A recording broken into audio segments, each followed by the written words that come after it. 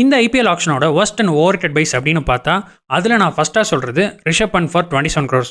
என்ன ப்ரோ சொல்கிறீங்க, ரிஷப் பண்ட் மாதிரி ஒரு பிளேயருக்கு 27 crores ஒரு அமௌண்ட்டா?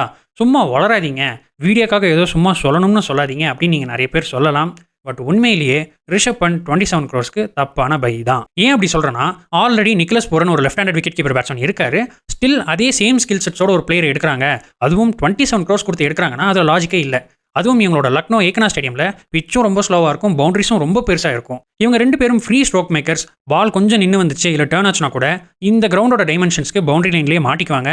48 கோடி இந்த 2 பேர் மேலே இன்வெஸ்ட் பண்ணியிருக்காங்க. ஹோம் கிரவுண்டில் இவங்க கிட்ட இருந்து ரன்ஸ் வரல அப்படின்னா LSG will be in big trouble.